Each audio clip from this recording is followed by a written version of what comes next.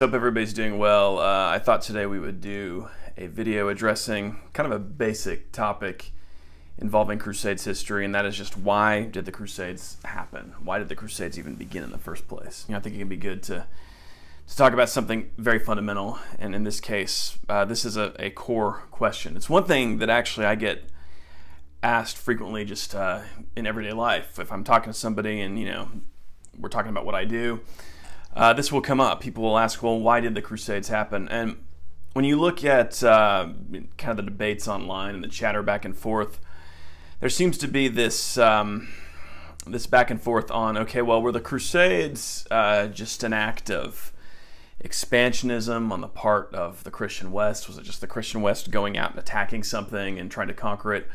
Or was this kind of a response of some kind to Islamic expansion, like the expansion of Islamic civilization through conquest, the Arab conquests? One place where I do think people get somewhat tripped up on this is the Arab conquests mainly happen in the 7th century, like the major Arab conquests, rapid expansion of the Muslim world. This happens in the 7th century. The Crusades don't get going until the 11th century. So back in the 7th century, the Muslims conquer Jerusalem, and then 4 centuries later, the Crusaders say they're going to, take back Jerusalem. How does that make sense? It seems like too much time. So we're not going to answer the fundamental question there just yet of, were the Crusades a reaction to Islamic expansion? We're going to get to that. But I do think that if we're just looking at it in those terms, you're going to get tripped up. It's not going to make sense, because the 7th century, when the first Muslim conquests were happening, this was really before the Latin Christian West had really even come into existence properly. I mean, it did exist. It was in its infancy, you might say, but it had a lot of development that still needed to take place.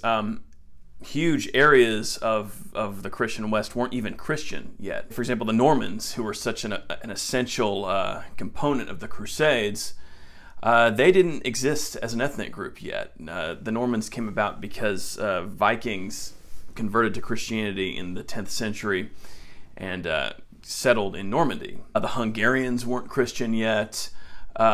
Charlemagne had not yet conquered and Christianized the Saxons. The Latin Christian world was still kind of coming into its own at this time. Really, Charlemagne, once we get into Charlemagne's reign, that's when we can really see the beginnings of this new thing, the Latin Christian West as it would exist in the Middle Ages.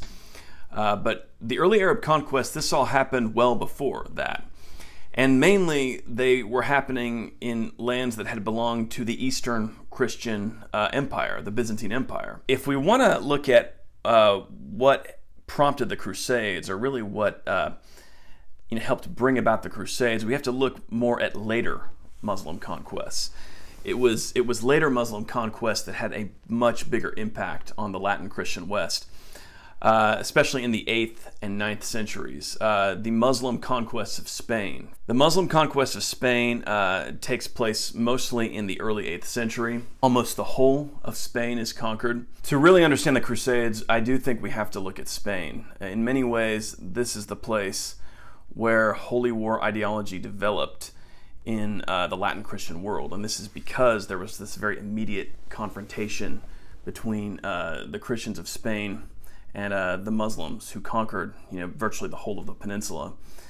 And the fact that there was a strong interaction with the rest of the Christian West, and over the course of the early Middle Ages, this increased. You have more French knights, French clergy, French pilgrims coming down to Spain to visit the shrine of Santiago de Compostela, knights coming down to participate in the wars against the Moors, intermarriage happening, like knights coming down and marrying Christian Spanish women, the various kings of Christian Spain finding queens elsewhere, like in France or other Latin Christian areas. So over the course of the early Middle Ages, from the time of the Muslim conquest, up until the beginning of the Crusades in the 11th century, there was this increased interaction between the rest of the Latin West and the Christians of Spain, and this was a place where this confrontation between Christendom and Islam was taking place, and where Christians from throughout the Latin West could go and could be involved in this confrontation. So quick here, we're just going to read this little passage from, this is Joseph O'Callaghan's book, Conquests and Crusade in Medieval Spain. From 711, when a mixed force of Arab and Moroccan Berbers crossed the Strait of Gibraltar and overthrew the Visigothic kingdom, until the collapse of the Umayyad Caliphate of Cordoba in 1031, Muslim supremacy in Spain was unquestioned. As the seat of Islamic power was Cordoba, an eccentric location in the southern part of the peninsula, the Muslims did not permanently occupy large stretches of mountainous zones in the north. That made it possible for small groups of Christians to form the tiny independent states of Asturias, Leon, Castile, Navarre, Aragon, and Catalonia. Clinging to the Cantabrian and Pyrenees mountains, these groups of Christian enclaves, variously ruled by kings or counts, was kept on the defensive for nearly 300 years as Muslim armies marched northward every summer to ravage their lands, but never to conquer them. Okay, so what O'Callaghan's talking about here is the fact that the Muslim conquest of Spain created a situation in which from Cordoba, first the Emirate of Cordoba and then the Caliphate of Cordoba dominated the peninsula. So the Muslims dominated the Iberian Peninsula, and the Christians had this tiny foothold in the north and really could not challenge the overwhelming military power of the Muslims for many centuries, really from the conquest in the 8th century up until the start of the 11th century. There were some victories for the Christians here and there, but for the most part they were really on the defensive.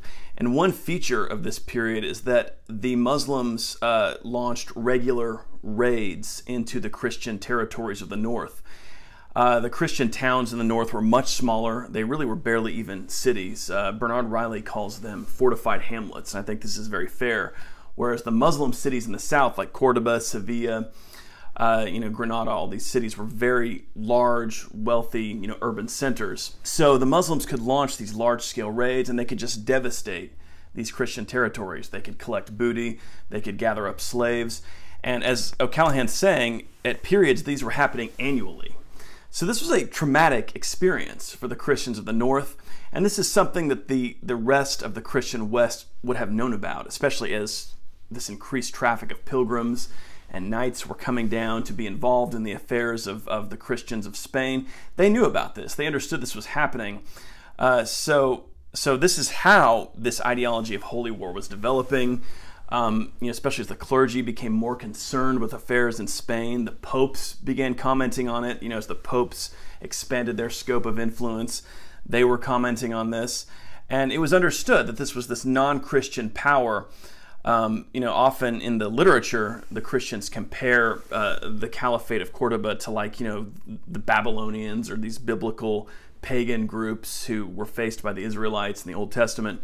But they compared them to that, and it was understood that this was this non-Christian, from their perspective, pagan power that was regularly attacking the Christian lands, oppressing them, carrying off slaves.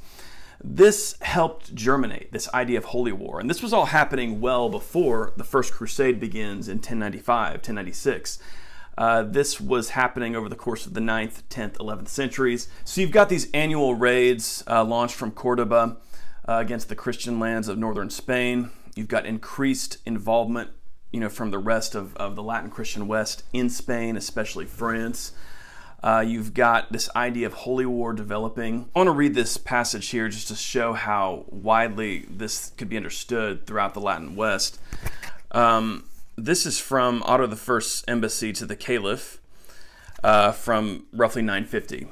And this is a reading here from Christians and Moors in Spain.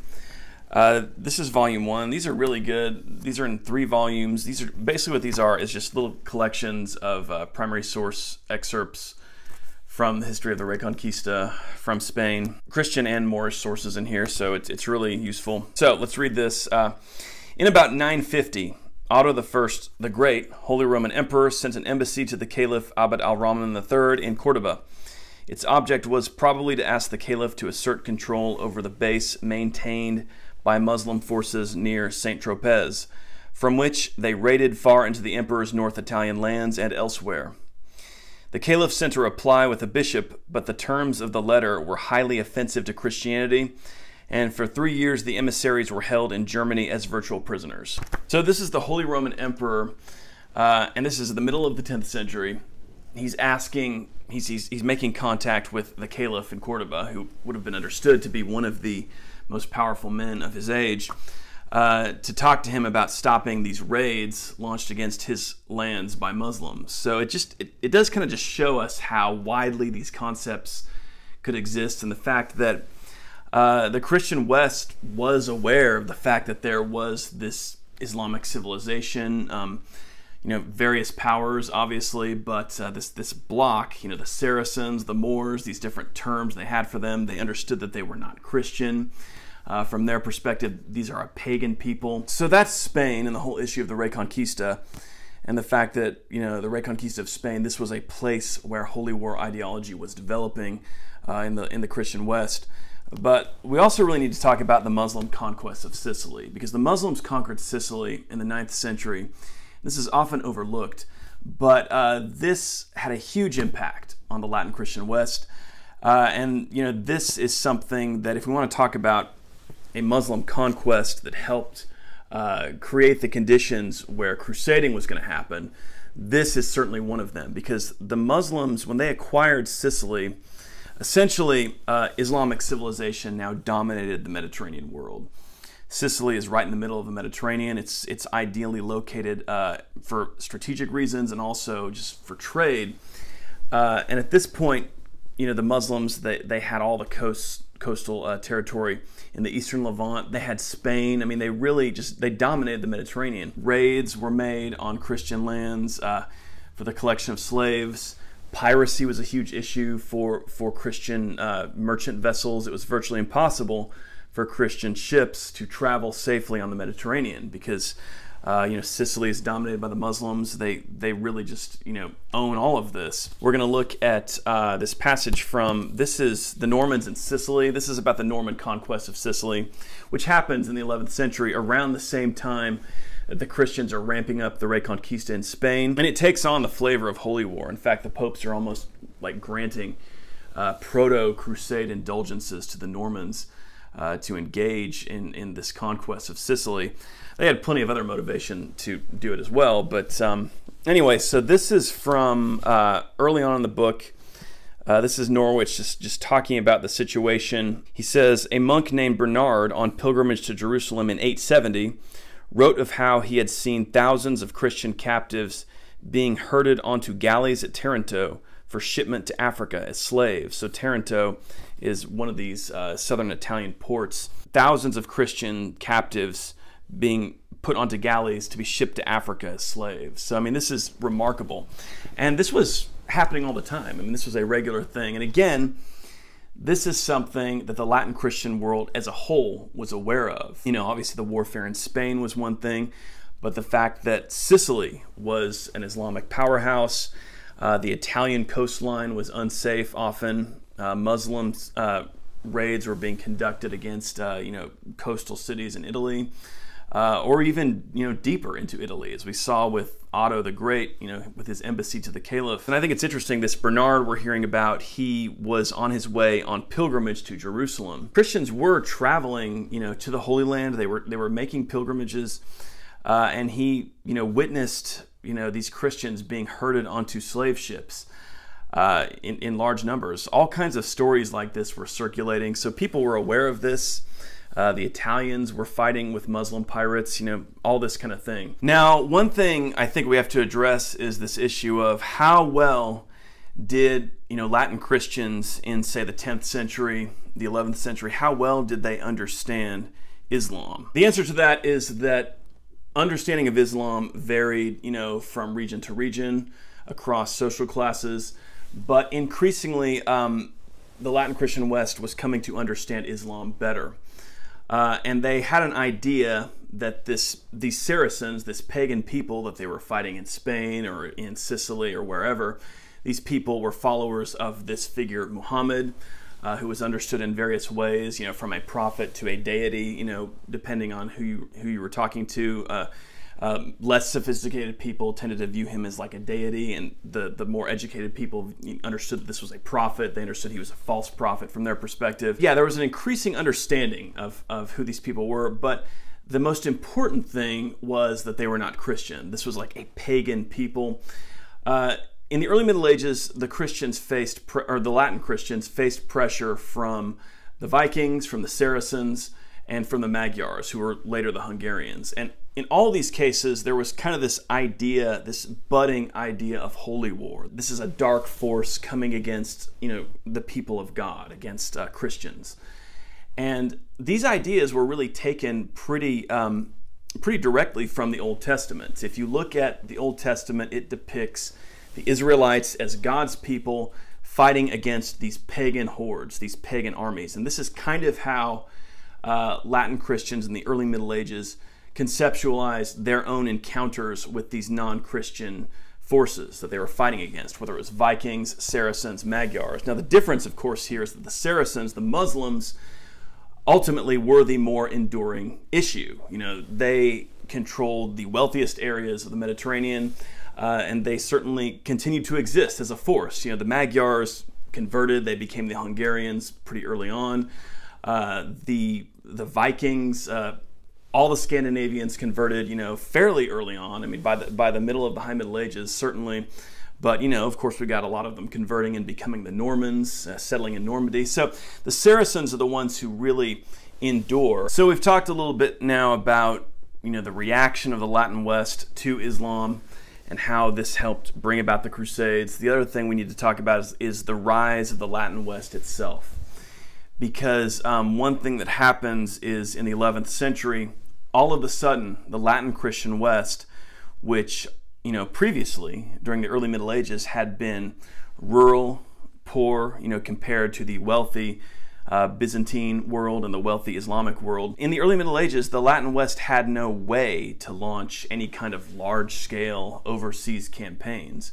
So one answer to the whole issue of, okay, well, the early Arab conquests happen in the 7th century, and the Latin West doesn't begin the Crusades until the 11th century.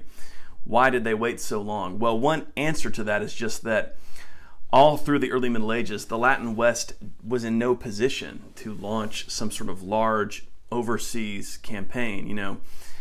By the time we get into the 12th century, the 13th century, you think about the 13th century, like in the middle of the 13th century, St. Louis IX invades Egypt. So this French crusade, this large French crusader army, goes into Egypt and it invades Egypt, and they had a shot at conquering it. I mean, it could have happened. They failed, but there definitely was a battle there. Okay, well, that was unthinkable in the 9th century or the 10th century. The idea that the King of France could have invaded Egypt. Throughout the early Middle Ages, a city like Paris, I mean, I guess we could call it a city, it was more of a town, was much smaller, not nearly so large a population as a city like Cairo. Cairo was one of the great, centers of wealth and power in the early Middle Ages.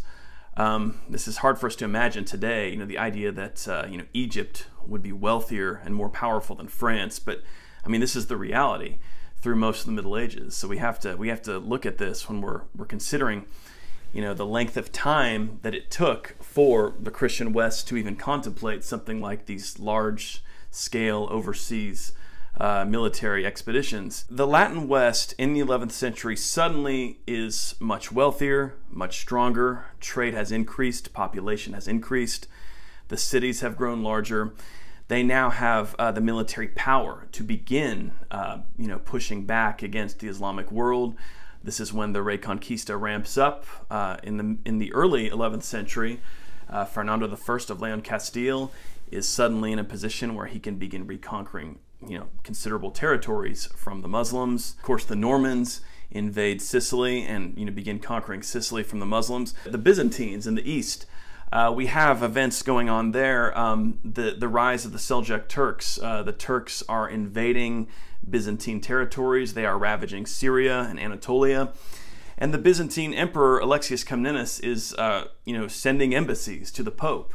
and saying, hey, I need help from the West to fight against these Turks, these invaders. At this point, the Latin West now has the financial ability and the military ability to answer a call for aid like this, but also the ideological component to do this. So as we were talking about earlier, by the time we get to the 11th century, the ideological component that helps facilitate the Crusades is increasingly there in the Latin West. A lot of things contributed to this. For one thing, just the fact that the Latin West is pretty much fully Christianized. Its Christian identity is pretty much solidified by the time we get to the 11th century. I mean, as we were saying earlier, earlier on in the Middle Ages, especially when the early Arab conquests were happening, there were huge areas of the Latin West that were not even fully in existence yet. We can't really call them the Latin West yet. These were areas where these groups that were going to convert to Christianity, and some of them forcibly, like by Charlemagne. Some of these groups that were not really even fully Christian yet, that were later going to be very involved in the Crusades. These areas had not been Christianized yet. This Latin Christian civilization, and it's it is united by this common religious identity. The fact that they share the same church, the Roman church, they're under the papacy. This is a very strong thing. I mean, this gives the Christian West this very strong unity. I mean, of course, there are still wars with one another, but it gives them this sense of who they are, and especially when they're faced with an opponent like, Islamic Spain or the Muslims of Sicily, or then eventually it's going to be the Seljuk Turks in the East. When they're facing the Muslim world, this identity comes to the fore, and they think of themselves this way. I think also it's important for us to look at the Reformed Papacy in terms of the outlook of the Christian West and how, this concept of itself was coming sharper into focus.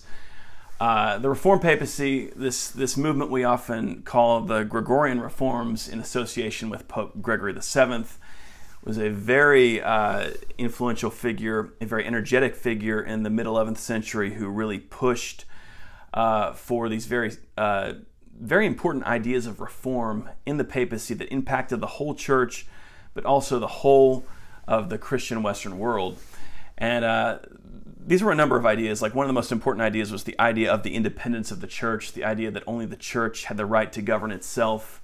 The church had the right to appoint its own officials, its own bishops. Secular authorities should not interfere with that.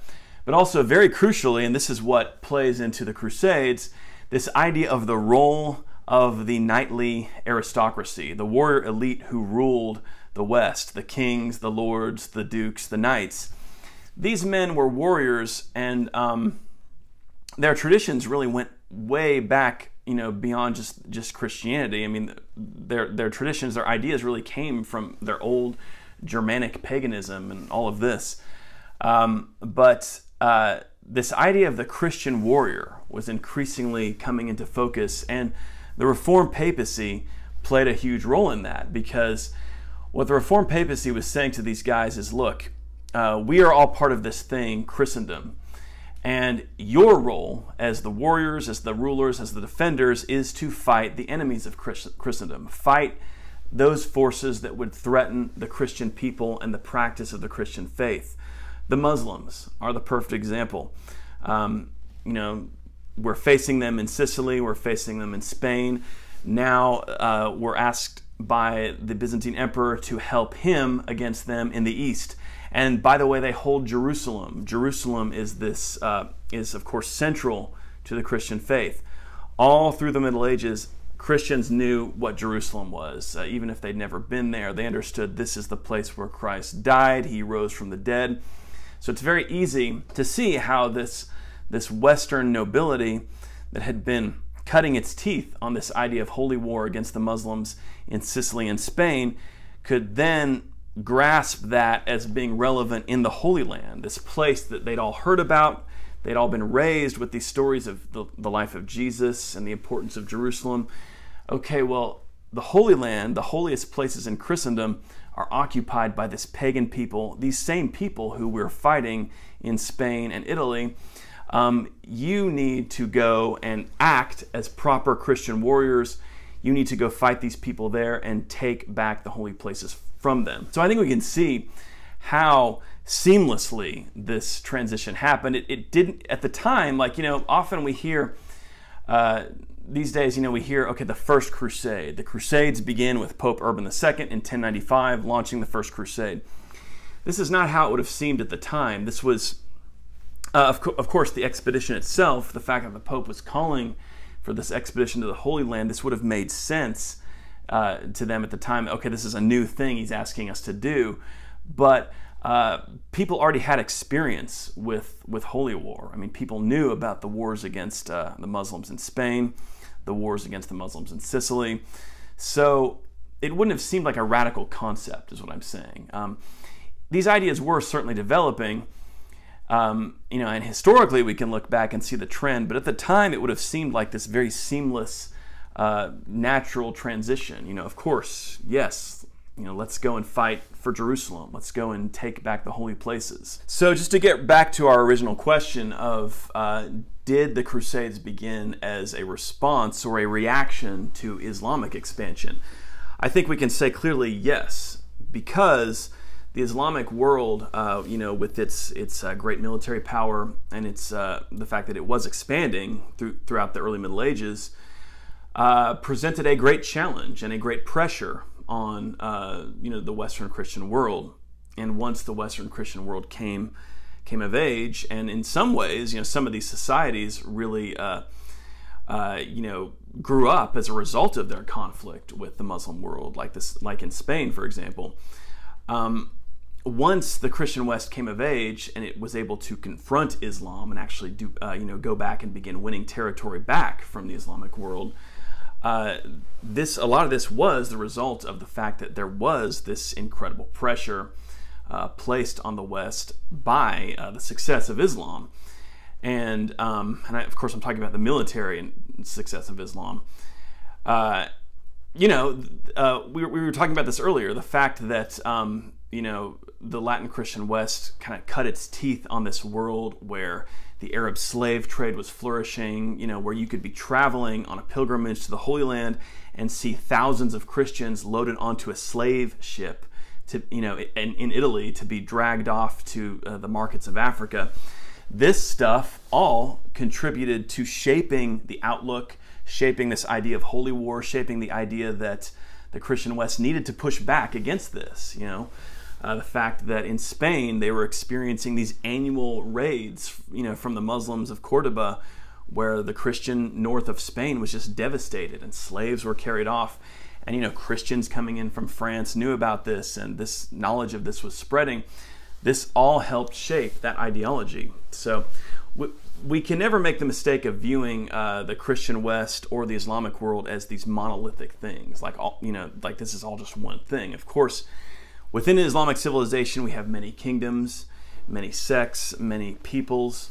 The same in the Christian West, lots of kingdoms, lots of different divisions, and there was conflict within these blocks too. But religion was this overriding thing in the medieval world that defined identity beyond all else for the most part. And so Muslims and Christians did understand each other to be part of different blocks. Whether you were a Berber in Spain, or you were a Syrian Muslim, or you were, whatever, you understood that we are Islam. This is the domain of Islam, and the Christians are something other. They are this other force that we are faced against. And the Christians had a similar understanding.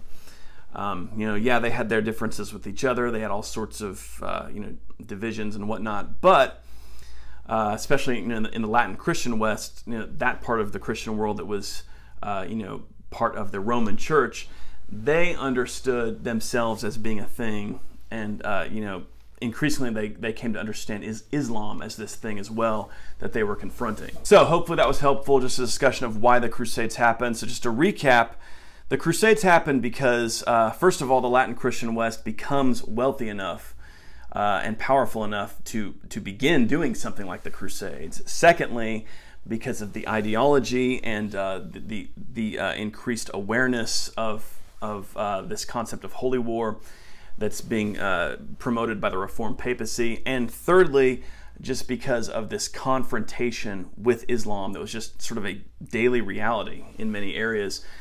This encounter with Islam. These three things, I think, go a long way toward explaining why the Crusades happened. So there you go. I hope you guys enjoyed the video. I will talk to you soon.